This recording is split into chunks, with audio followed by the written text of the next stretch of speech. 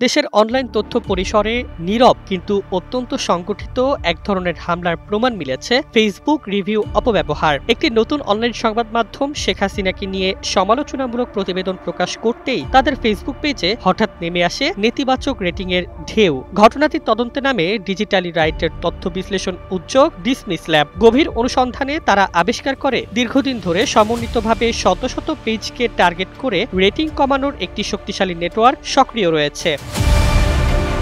তাদের বিশ্লেষণে ১,১১৮টি পেজের ৬২,০০০-এর বেশি রিভিউ পর্যালোচনা করে চিহ্নিত হয়েছে ১,০১৯টি অ্যাকাউন্ট, যারা নিয়মিতভাবে বিভিন্ন পেজে আক্রমণাত্মক রিভিউ দিচ্ছে। শুধু জানুয়ারি থেকে অক্টোবর এই সময়েই তারা অন্তত ৭২১টি পেজে গিয়ে নেতিবাচক মন্তব্য করেছে। গবেষকদের মতে এসব রিভিউয়ের ৯৪%ই আওয়ামী লীগপন্থী।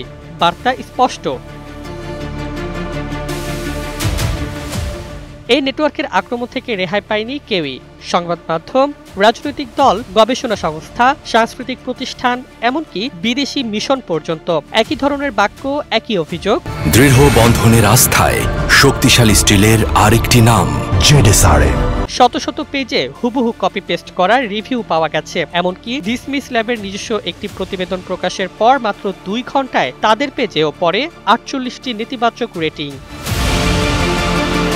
আবার একই দল আওয়ামী লীগের সমর্থক পেজ ও ভারতের কিছু গণমাধ্যমকে ইতিবাচক রিভিউ দিচ্ছে, যা গবেষকদের ভাষায় দুই দিকেই কাজ করে এমন রাজনৈতিক প্রচারণা। ডিজিটালি রাইটের নির্বাহী মিরাজ আহমেদ চৌধুরী সতর্ক করে বলেন, এভাবে রেটিং কমে গেলে সাধারণ ব্যবহারকারীরা বিভ্রান্ত হন এবং পেজের বিশ্বাসযোগ্যতা মারাত্মকভাবে ক্ষতিগ্রস্ত হয়। তার মতে মেটাকে দ্রুত ব্যবস্থা নিতে বাধ্য করতে এখনই চাপ বাড়াতে হবে, নইলে এই সমন্বিত রিভিউ আক্রমণ আরও বড় হুমকি হয়ে দাঁড়াবে। ডেস্ক রিপোর্ট, জয় জয় দিন।